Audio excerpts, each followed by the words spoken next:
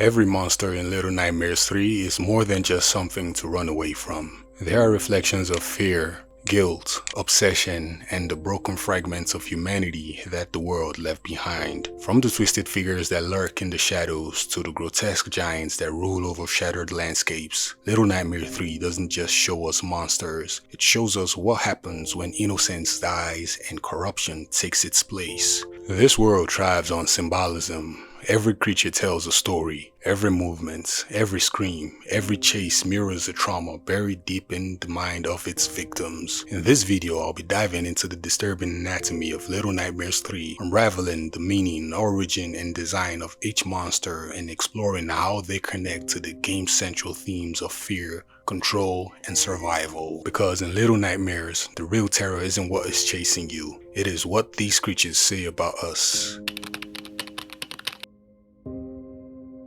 Little Nightmares 3 isn't just another trip into the dark. It is a descent into quiet madness of a world that lost its humanity. This time, the story takes us into Spiral, the heart of nowhere, a new place that is both familiar and horrifyingly strange. A world built from the remnants of fear, stitched together by loneliness and despair. Every corridor, every echoing footstep feels like walking through a memory that refuses to fade into nightmare and keeps replaying itself over and over again. The setting is a distorted reflection of childhood, once safe and warm, now twisted and cold. Houses stretch endlessly, cities crumble into the mist, and what once resembled life now feels hollow. It is a world that shouldn't exist, yet it does. At its core, Little Nightmares 3 continues to explore one thing: fear. Not the kind born from monsters or darkness, but the kind that grows from inside of us. The fear of being alone, the fear of growing up, and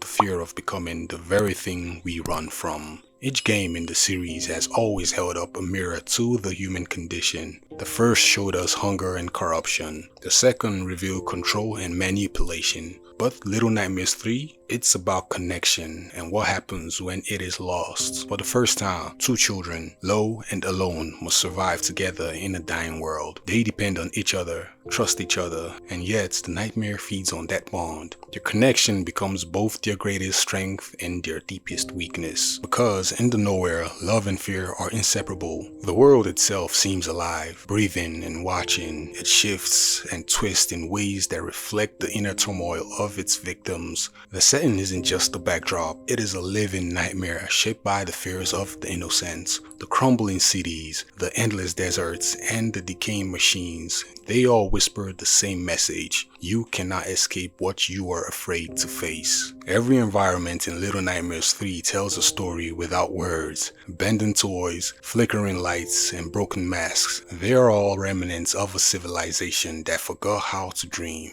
And somewhere within that silence, the children walk on, small against the vastness of a world that shouldn't exist, trying to find meaning in a place that has none. Because Little Nightmares 3 isn't just about monsters lurking in the dark, it's about the darkness that lingers long after the light fades. It is about how fear, grief, and loneliness twist the world around us until even hope feels like a fragile illusion. And maybe that is what makes Little Nightmares so haunting, not because it scares us, but because in some way it understands us. An example of this is the monster baby, which is the first antagonist encountered in Little Nightmares 3.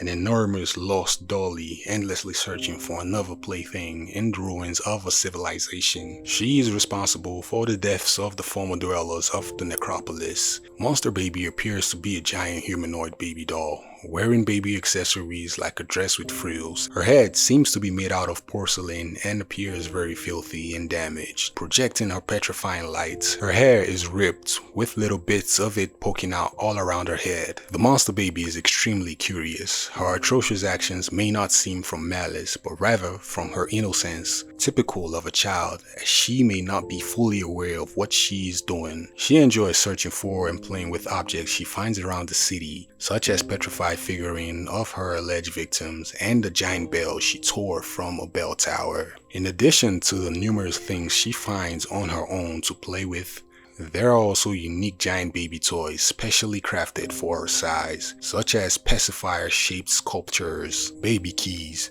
and building blocks. Like a baby, she is somewhat playful, but can be easily distracted. Her attention quickly shifts to another thing the moment she notices any movement or sounds, not just from inanimate objects, but also from smaller living beings and animals, such as the flock of crows she occasionally playfully chases. Monster Baby stands at an incredible height and size, much larger than any other enemy ever seen in the franchise, and she has incredible strength, able to break through buildings and tear away obstacles. Her right eye is able to shine a light that can turn living beings to stone after enough exposure, similar to the gaze of Medusa.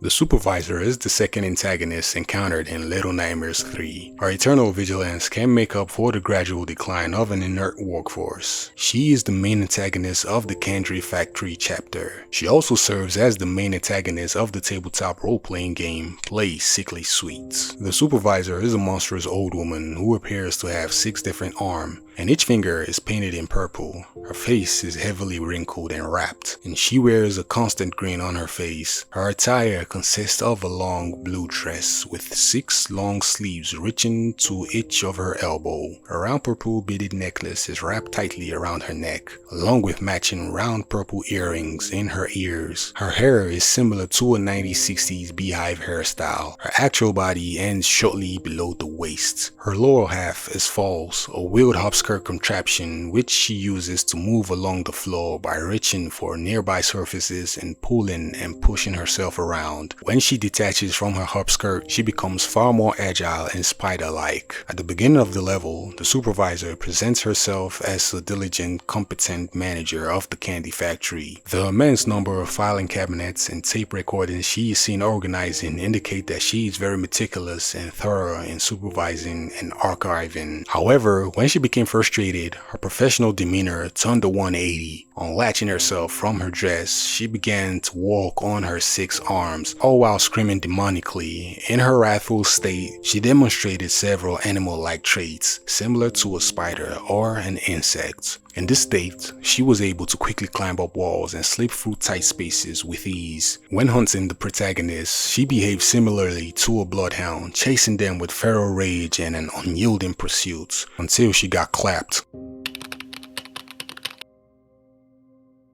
The King, aka Epstein, aka the man in purple suits, is the third antagonist encountered in Little Nightmares 3, alongside Minikin. He, along with Minikin, are the main antagonists of the Carnival chapter. He is also one of the 2 main antagonists of the 4th chapter of the Sounds of Nightmares. The King appears to be a slender humanoid with an unusual larger head. He has a small patch of hair on the top of his head. In his right hand is the Minikin, a small dummy-like humanoid. The King is an enigmatic character whose occupation involves enslaving children, like Epstein. He is very aware of his surroundings. The Hypnotist is the 4th and final antagonist who appears in Little Nightmares 3. The Hypnotist is a giant monster with long limbs that seem to stretch through the whole institute. His face almost appears to be melting, with sagging flesh dropping off his skull, a heavily wrinkled forehead, and a turned down lip. His eyes constantly look upwards and his hands appear to look like sausage. He also wears a pair of glasses to help him see. Each of his large hands also have a single giant eye in the palm. His feet remain bare. In portraits found around the institute, we see the Hypnotist used to be smaller like most other residents in the Nowhere. None of these creatures truly chose to become what they are. The Nowhere itself, the world of Little Nightmares, is the real antagonist. It's a realm that feeds on fear, regret, and loneliness, reshaping people into reflections of their pain. The baby wasn't born a monster. The Supervisor wasn't built to destroy. The King didn't mean to enslave. But in Nowhere, emotions grow teeth, and the larger someone stays here, the less human they become. That's what Little Nightmares is truly about. Not escaping monsters, but escaping becoming one. So, every monster in Little Nightmares 3 represents a stage of human decay. The monster baby shows how innocence can become dangerous when left unloved. The supervisor shows how control breeds chaos. The kin shows how identity collapses under performance. And the hypnotist shows how knowledge can consume the mind. And together, they form a cycle from innocence to control to identity to obsession to apathy. It's the story of humanity repeating its mistakes, generations after generations, until nowhere swallows it whole. And maybe that's the point.